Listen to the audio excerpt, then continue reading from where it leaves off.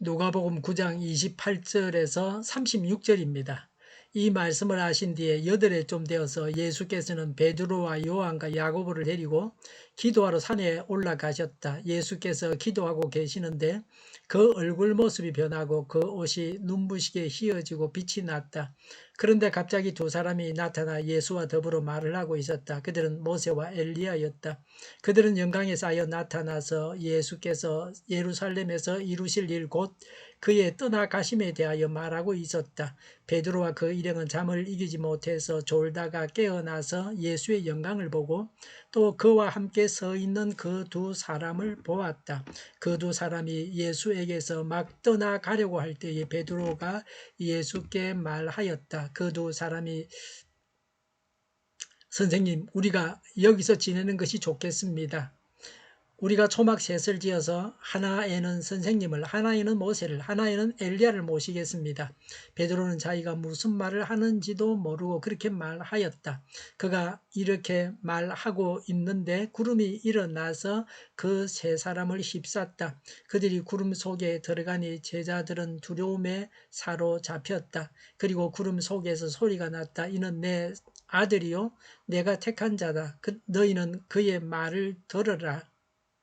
그 소리가 끝났을 때에 예수만이 거기에 계셨다. 제자들은 입을 다물고 그들이 본 것을 얼마 동안 아무에게도 알리지 않았다. 아멘. 예수님은 영광스러운 모습으로 변모하셨습니다. 영광스러운 모습으로 변화되셨습니다. 마태복음 17장 1절부터 8절, 마가복음 9장 2절부터 8절에도 동일한 기록이 있습니다. 28절에 이 말씀을 하신 뒤에 여덟해좀 되어서 예수께서는 베드로와 요한과 야고보를 데리고 기도하러 산으로 올라가셨다고 했습니다. 수제자들만 데리고 가셨습니다. 예수님을 열렬히 따르는 자들만이 경험하는 신앙의 세계가 있습니다. 바울은 삼청천에도 가보았다고 했습니다. 그가 본 것을 다 말로 할 수 없다고 했습니다. 신비한 것을 보았지만 하나님께서 말하지 말라고 하시는 것도 있습니다. 29절에 예수께서 기도하고 계시는데 그 얼굴 모습이 변하고 그 옷이 눈부시게 휘어지고 빛이 났다고 했습니다. 영원한 천국에서의 모습입니다. 부활하신 예수님의 몸과 같은 것입니다. 완전하신 몸을 잠시 입으셨습니다. 우리도 부활하면 이런 몸일 것입니다. 30절에 그런데 갑자기 두 사람이 나타나 예수와 더불어 말을 하고 있었다. 그들은 모세와 엘리야였다고 했습니다. 구약 성경의 두 대표입니다. 모세는 율법, 엘리야는 선지자입니다. 율법과 예언의 결론이 예수 그리스도입니다. 예수님에게서 율법과 예언이 완성됩니다.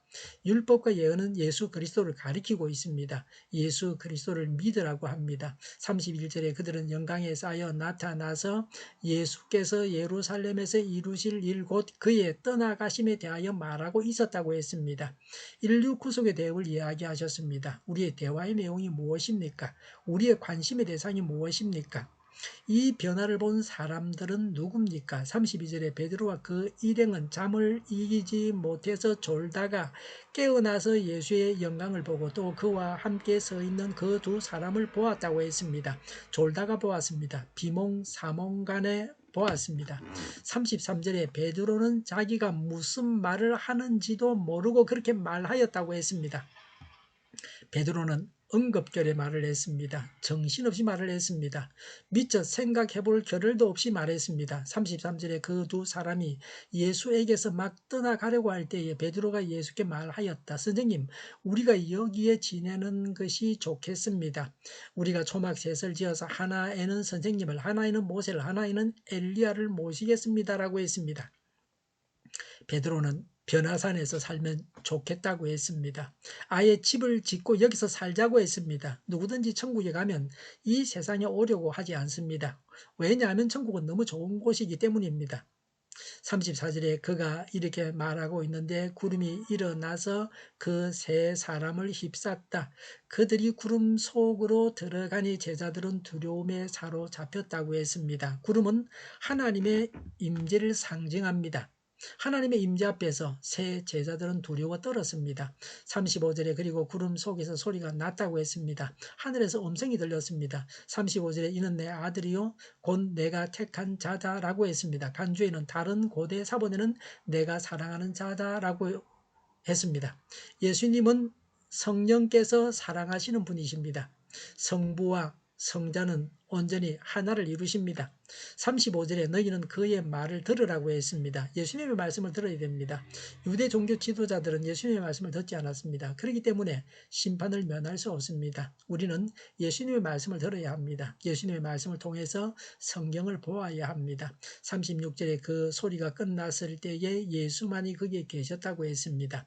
예수님의 말씀을 들으라고 하시고 남으신 분은 모세도 아니고 엘리야도 아니고 예수님이셨습니다. 이 세 사람이 상의해서 결론을 내리는 것을 따르라. 그렇게 하나님이 말씀하시지 아니하셨습니다. 오직 예수님을 따르라고, 예수님 말씀을 들으라고 하셨습니다.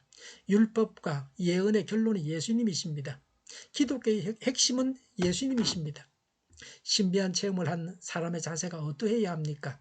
36절에 제자들은 입을 다물고 그들이 본 것을 얼마 동안 아무에게도 알리지 않았다고 했습니다. 신비 체험을 하고 나서 순종하지 않고 함부로 말을 해서는 안 됩니다. 말하는 것도 하나님께서 허락하실 때 하는 것입니다. 성경에 이 사실을 기록한 것도 성령의 감동과 인도하심을 따라서 한 것입니다. 성경으로 기록할 수 없는 것은 보여주고 끝납니다. 요한계시록에 보면 하나님은 보여주시기만 하고 기록하지 말라고 하시기도 하십니다. 하나님께서 보여주신 것은 계시입니다. 계시를 기록한 것이 영감인데 곧 성경입니다. 영원한 하나님 나라를 소망해야 합니다. 확신해야 합니다. 현재는 마음속에 천국을 이루고 살아가야 합니다. 지금은 예수님께서 나를 다스리시게 해야 합니다. 기도하겠습니다. 천국을 이루고 살아가고 영원한 천국을 소망하고 확신하게 하옵소서. 오늘보다 내일이 더 낫게 하옵소서. 교회가 분열되지 않고 하나가 되게 하여 주시옵소서. 모든 언론이 제 역할을 다하게 하여 주시옵소서. 정의가 강물처럼 흘러가게 하여 주시옵소서. 하나님을 대적하는 법을 만들지 않게 하여 주시옵소서. 코로나19가 물러가고 전 세계적으로 백신을 신속하게 대량 생산해서 충분히 공급하고 치료제가 나오고 갇힌 생활이 끝나게 하옵소서. 수도권과 부산과 영도의 환자 폭정을 막아 주시옵소서. 우리 동일교회가 만구는 집하게 하여 주시옵소서. 예수 이름을 명하노니 모든 병만은 물러가고 몸의 모든 부분들을 온전하게 될지어다. 신유의 기적을 베푸셔서 지금도 저희의 질병을 고쳐 주시옵소서. 코로나로 신음하는 모든 자들을 고치시고 온전케 하여 주시옵소서.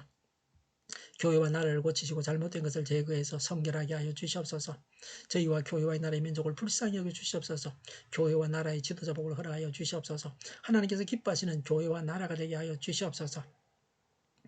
늘 맑은 공기를 마실 수 있게 하여 주시옵소서. 공부하는 학생들에게 지혜를 다하시며 합격의 영광을 누리게 하여 주시옵소서. 오늘도 하나님 안에서 차고 넘치는 삶, 복된 삶을 살게 하여 주시옵소서. 감사와 찬양을 주님께 돌려드리며 예수님의 이름으로 기도하옵나이다. 아멘.